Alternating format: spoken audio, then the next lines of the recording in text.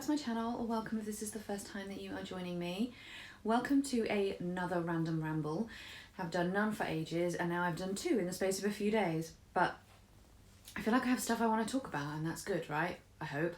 So today I want to talk a little bit about toxic comparison, as you can see from the title, and I'm especially going to focus on toxic comparison as a content creator on YouTube, because that's really where it's been most on my mind and most prevalent for me. So it makes sense for me to talk about it from that perspective. Just in case you are new to this series and you're starting with this particular video, with my random rambles, I basically talk randomly and a little bit rambly about a topic that is on my mind. And normally it's related to tarot or witchcraft or some kind of personal development, or just, you know, it's just something that I feel is relevant to share with you guys that I've been thinking about or I've been working on or whatever. I'm not in any way trying to teach anybody anything with these videos, although I do quite often share like tips and tricks and things that I've done in relation to certain subjects that I think other people may find useful. So there is a bit of that, but I'm not trying to teach anything here. They're not like how-to videos, and I'm certainly not trying to claim any kind of level of expertise about any of the topics I cover. What I'm really doing is I'm kind of just really openly sharing my thoughts and opinions on a particular subject for two reasons. And one is to try and really solidify for myself where I am and how I feel about something, and what my understanding of a particular topic is at this point in time. And the other is to try and encourage dialogue with other people, because quite often these are things where it's useful to get other people's input. And this is a fantastic way for me to get input, not just from my immediate social circle of people that I would normally discuss these things with, but people hopefully from all different backgrounds and all different places, and who can give me insights that I would never have access to otherwise. So that's kind of what I do here. I am happy to be challenged on anything that I talk about and anything that I say. I'm always happy for people to do that and to disagree with anything I say in the comments. The only thing I ever ask is that if we're going to disagree and we're going to challenge each other on stuff, that we just do it respectfully, and we just, you know, we disagree as grown-ups. So with all of that out of the way, toxic comparison is the topic for the day. A nice light one to start with off this video with. So Theodore Roosevelt said that comparison is the enemy of joy, the thief of joy. I wrote the quote down and then I didn't read it and then I got it wrong. Go figure. And I do, anyway, he said comparison is the thief of joy. And I do kind of agree with him, but not necessarily 100%. I think that comparison in and of itself is a pretty neutral thing.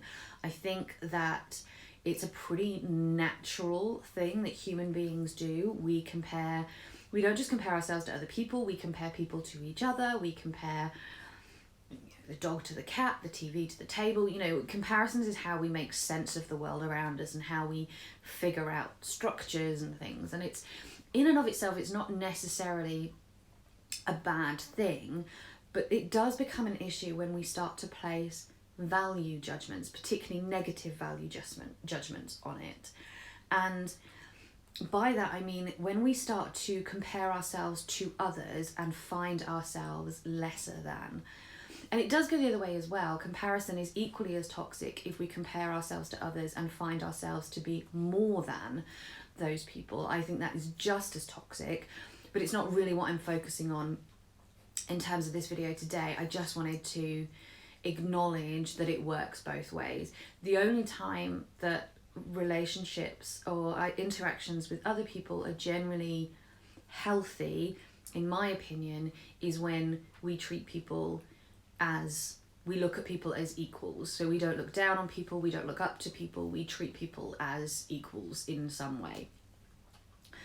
And I think it's really, really easy to fall into the trap of negative, toxic comparison when looking at other people. And I think that's especially true in an environment like this.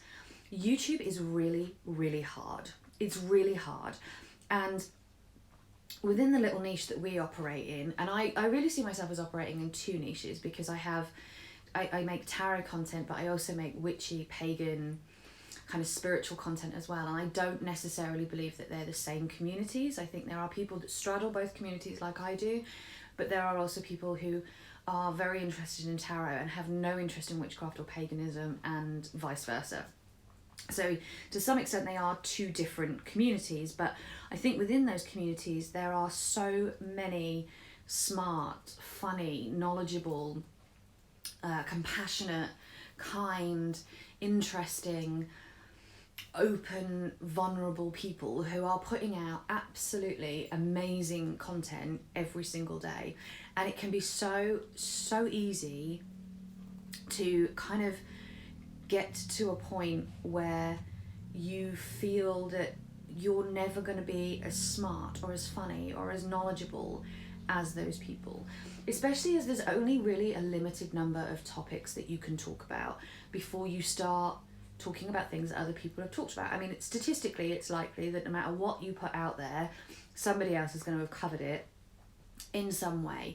And when I want to do a topic and when I want to talk about something, what I tend to do is I start off by thinking about my own thoughts and start making notes about what I want that topic to look like, and start thinking about the kinds of things that I want to say. And then I do go on YouTube and I do look around at what other people have had to say, and whether other people have covered this topic and how they've covered it and what they've done and that kind of stuff. And that's where I tend to start to freeze up, because the reason I'm talking about toxic comparison and the reason it's really been on my mind is because it is something over the last few months that I've really struggled with. I've really found myself struggling in ways that I didn't really expect to. But I think, you know, you look at what somebody else is doing and you think, I'm never going to be able to do this topic justice in the way that X did it. X has already done this topic and they've done it in a far more superior way than I could ever do. And my brain just shuts down. Or even worse, it gets really loud, but not about the content. It gets really loud about how embarrassing it will be to try and cover this topic when this person's done it and they're really smart and they're really funny and they're really likable and I'm never going to be like that. And you know, I'm never going to be able to live up to that standard, so I probably shouldn't bother. And then I don't. And I know I'm probably not alone in this. And when you're talking about something like tarot especially, that comparison and that feeling of not being good enough and not measuring up to other people can really start to bleed into how you feel about yourself as a tarot reader. And you kind of start to believe that you're never going to be good enough, whatever the hell that actually even means, because there's always going to be people that are better or more knowledgeable than you. And I don't even think it has to be specifically content related. I think that we can suffer from toxic comparison purely by looking at just what other people's channels are doing. So how they're growing, what their engagement is like. Those kind of things can be things that we find ourselves comparing ourselves to. And there's this really strange, in my opinion, unwritten rule within these YouTube communities that basically says that nobody's allowed to acknowledge the fact that they want subscribers and they want likes and they want engagement.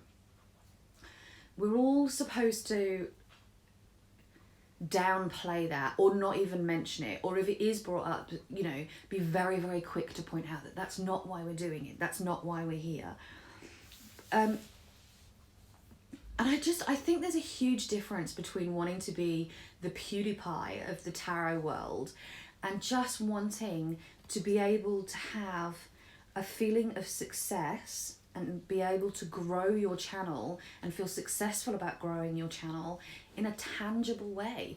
I think it's perfectly acceptable to want those things. I think it's perfectly acceptable to acknowledge that you care about your subscriber count, you care about how many likes you get, you care about whether people are commenting on your videos or not. I think it's perfectly okay to like those things and to want those things and to acknowledge that you want those things. And I think it's also perfectly okay that when you do look at other people and they are doing better than you, that sometimes that can leave you feeling lacking. It can leave you feel like you are just not good enough. And it's like you stop believing that those people are, or you stop recognizing that those people might just be doing better than you, and you start to believe that they are better than you. And it's kind of, it's okay to have those feelings. Those feelings are perfectly acceptable. Comparison is perfectly normal. And sometimes those feelings are going to come up, and that's absolutely fine and absolutely natural. But where it becomes toxic is when you start to let it influence your behavior, and you start to change your channel content and the way that you present yourself and the way that you format your content in order to be more like those people because you think that they are better than you. That's when it becomes toxic.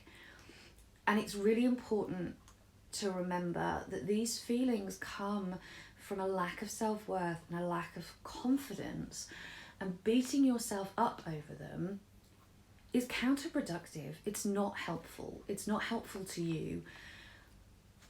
You kind of have to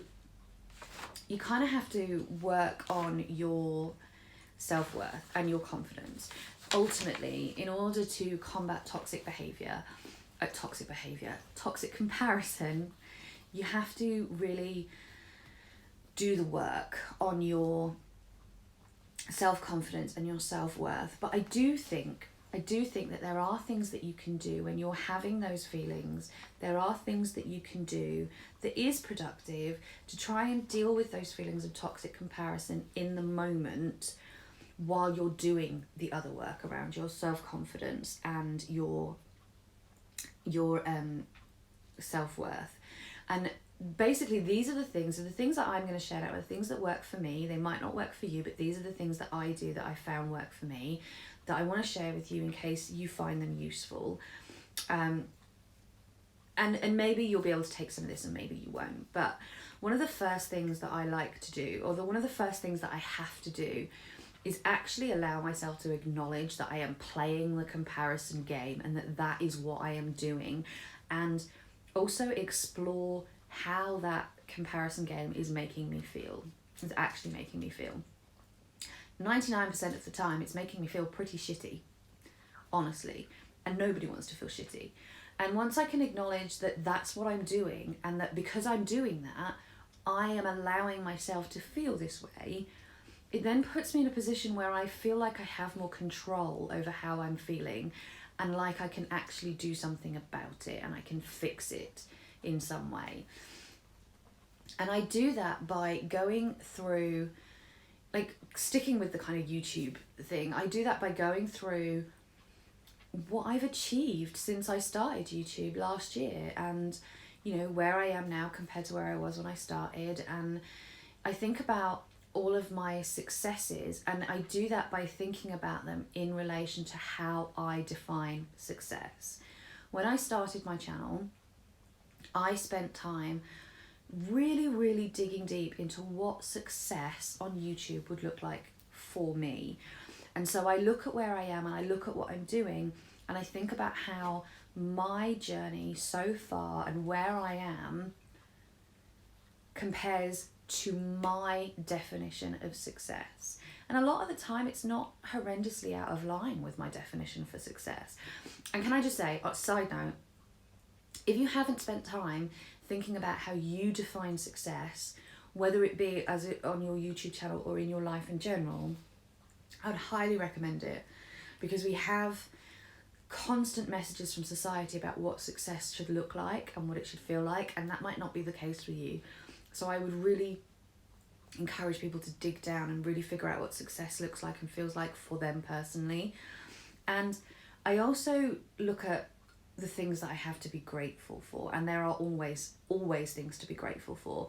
Even things as simple as there are a pocket full of people whose names come up and who constantly comment on my videos and support me all of the time, and I'm very, very grateful for those people, and they make me feel like I'm achieving something, and they make me feel like what I'm doing is in some way worthwhile.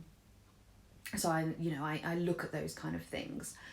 The other thing that I do relates very much to the person that I'm comparing myself to. And again, there's a couple of things that I do here. So it can be really, really easy, I think, when we're feeling bad about ourselves, to project that onto someone else and to in some way make them responsible for how we're feeling and our own feelings of lack of worth, which is what this toxic comparison is. It's a feeling of a lack of worth, a lack of value, right? So it's really easy to project that onto other people.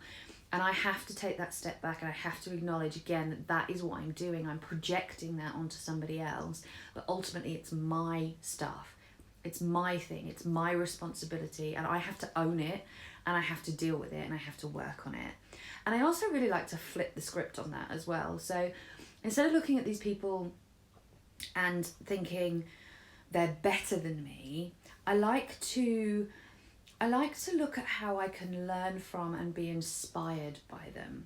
Because I think there's always going to be something. It doesn't mean I want to be a carbon copy of those people. It doesn't mean that I'm going to try and replicate whatever it is that they're doing. But there will be things that they do that really resonates with me naturally that I think maybe I could do or I could learn from to help me improve my own game, so to speak. And the final thing I do, and I think above everything else, this is the most important thing that I do when I know that I am suffering from toxic comparison in real life, but particularly as a YouTube creator.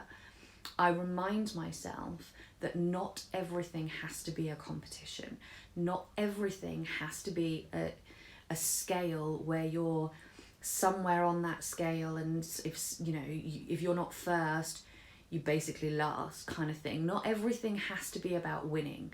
Not everything has to be a competition. And even when something is a competition, the only person I really need to worry about being in competition with is myself. And that means all I ever really need to be comparing myself with was who I was yesterday.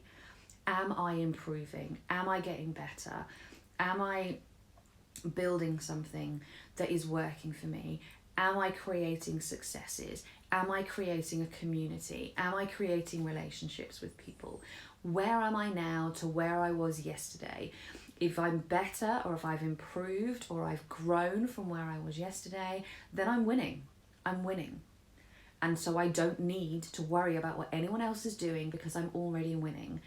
If I'm not where I should be, if I'm not growing, if I've not got better, if I've not been more aligned with my version of success, that again isn't really about other people, and I shouldn't really be worrying about what other people are doing. I need to sit down and I need to work out, what do I need to do to make sure that I am getting better, that I am moving forward all of the time.